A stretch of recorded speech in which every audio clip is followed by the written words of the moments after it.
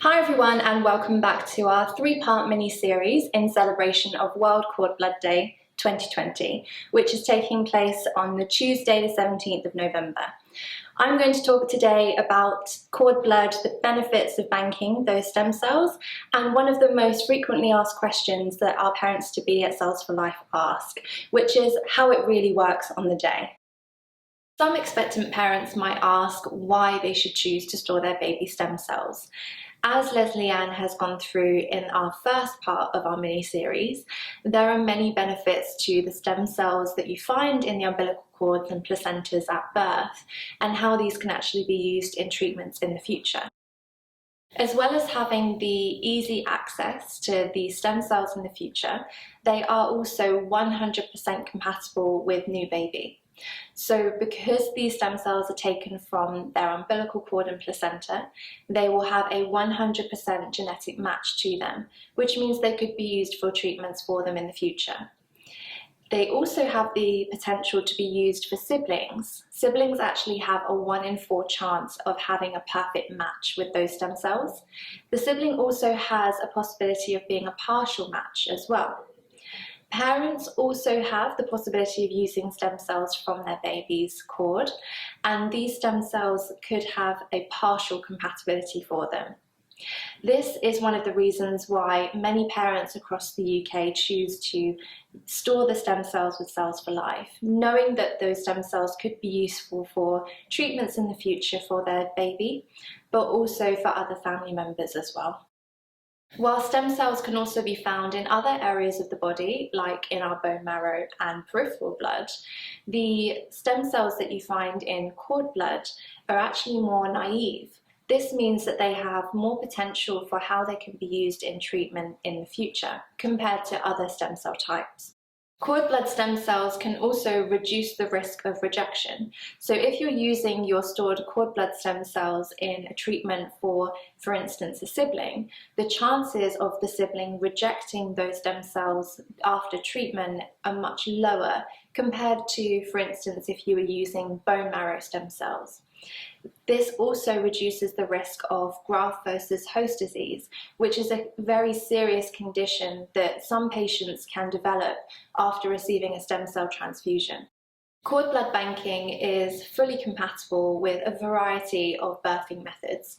So if you're planning to have a natural delivery, if you're booked in for a cesarean delivery, if there are plans to induce you, or if you're opting for a water birth, all of these options would be fully compatible with having your baby's cord blood collected at the birth. You'll just need to let us know when you're booking with Cells for Life so that we can inform the phlebotomist, who is the person that will be coming to the hospital to do your collection. Cells for Life is also compatible with delayed cord clamping and optimal cord clamping. We are also compatible with placenta encapsulation. If you're looking to opt for the placenta banking, then unfortunately we wouldn't be able to do this, but the cord blood and the cord tissue banking services would still be compatible if you also wanted to encapsulate the placenta. If you're interested in booking the service, there will be 2 things that we will require. The first is consent forms, which would be completed by the mother. You can complete these online and it will give you the opportunity to select the service that you want to go for. We will also require the deposit, which is £50. We are currently offering a reduced deposit at the moment. And once we have both the forms and the deposit together, we can then start the process to get you set up. At this point, we would send your collection kit in the post, and that has all of the equipment inside for the phlebotomist to do the collection. Your phlebotomist is someone that is licensed and trained to carry out the collection, and as well as sending you the collection kit in the post, we also provide you with the phlebotomist details. So you know exactly how to contact this individual. So you'll have their number, their name. You'll also have information on how far away they are from the hospital.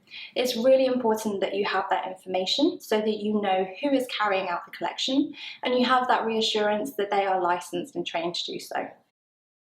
Once you've booked the service with Cells for Life, it's at this point that you'll have your collection kit and your phlebotomist details. We recommend that you pack your kit with your overnight bag and make sure that this is taken to the hospital on the day, and that you save your phlebotomist details to your phone so that you can contact them as soon as you need them. They operate fully 24/7, so as soon as labour starts, you can just give them a quick call to let them know, so they can be reachable at any time, day or night, over the weekend or through the bank holidays. In terms of the collection on the day, once the phlebotomist does arrive, they will need to take a sample of the mother's blood, and at that point they will come into the room, use the contents of the collection kit, and then they'll wait in a separate room until baby is born. So they won't be present during the delivery. After the placenta is delivered, the cord is clamped and cut, and your midwife will pass the placenta and cord to the phlebotomist. It's at this point that they will carry out the stem cell collection.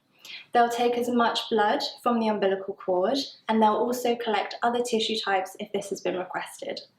After they've done so, they'll package everything back inside the kit, and then they hand the kit back to your birthing partner. And at this point, the birthing partner would have the number to call the medical courier. The courier also operates 24/7, and they will be responsible for coming to pick up that sample and bring it to our laboratory for processing and testing. The number to reach them is printed on the kit, and you can keep the kit at room temperature whilst you wait for them to arrive, which should be a 1 to 2 hour arrival. Once we receive your sample from the medical courier, we will then begin the processing and the testing. The initial testing would usually take 2 to 5 days for those results to come back, and that looks for the quality of the cells that we've collected. This information will be emailed to you, and then we will carry out further testing which looks for the sterility of the samples.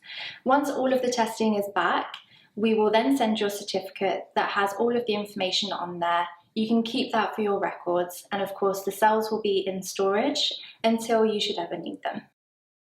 If you have any questions, please feel free to get in touch.